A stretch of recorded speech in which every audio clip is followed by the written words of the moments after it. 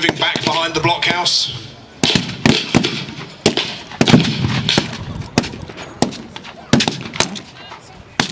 And finally the way has been cleared for the machine gunners to open fire. Can they turn the tide of battle now? Again with the weight of Victoria. And the machine gun fire forces the Boers to seek cover.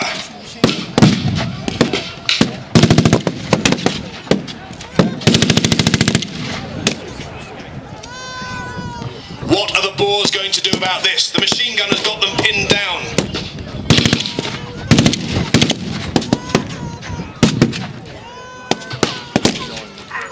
The officer is trying to rally his men here at the back, but it looks as though his men, his cavalrymen, have thought discretion is the better part of valour. They're quitting the field.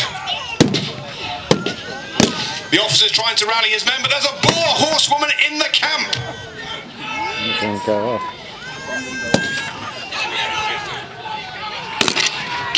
She's jumped that fence, she's in. She's meant to shoot down the machine gunners. Can she knock that gun out of action? But she delivered her dynamite well, knocking out the machine gun, allowing the Boer foot soldiers to come charging forward, overwhelming the defenders of this now beleaguered outpost of Empire. You see them running back out the double towards the blockhouse. The first line has fallen. The barbed wire may impede horsemen, but the infantry are through. The soldiers of Empire scurrying back to their armoured fort. And now there you see the rifles being poked out of the loopholes of the fort. And our plucky British cavalry commander is back to organise the defence.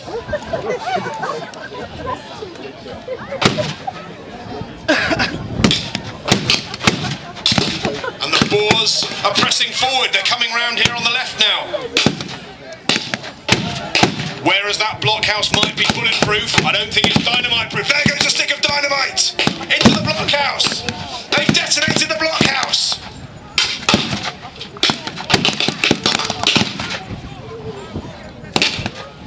The blockhouse wall is buckling. Is that smoke I see issuing from the loopholes of the blockhouse? More and more British soldiers going down.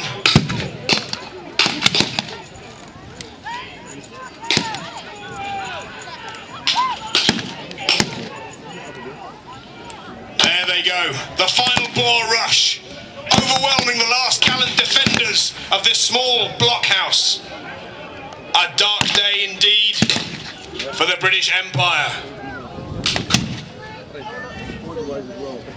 The Boers' guttural language there. It looks as though they're rooting through the remains of the British camp, trying to find rations, bully beef, ammunition. Out come the defence of the blockhouse. Look, the dynamite has set it aflame. The choking prisoners only too glad to rush into the arms of the Boers to get out of that burning blockhouse. No, just a small plant. Just a small plant. That's what we use to train.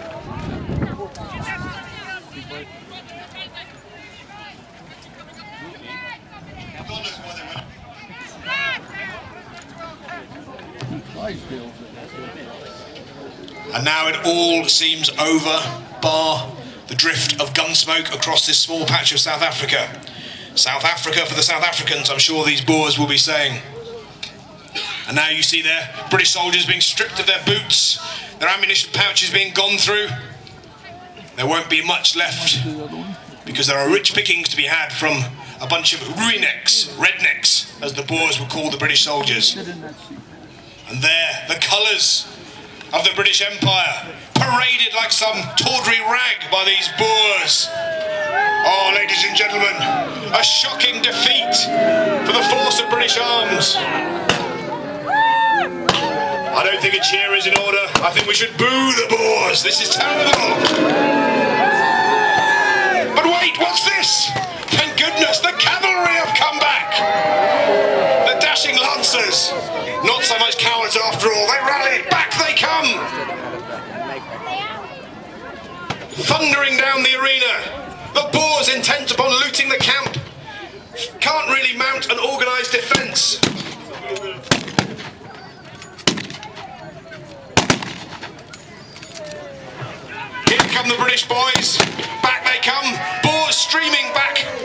came. Ladies and gentlemen, put your hands together for the British cavalry. A few desultory shots from the Boers.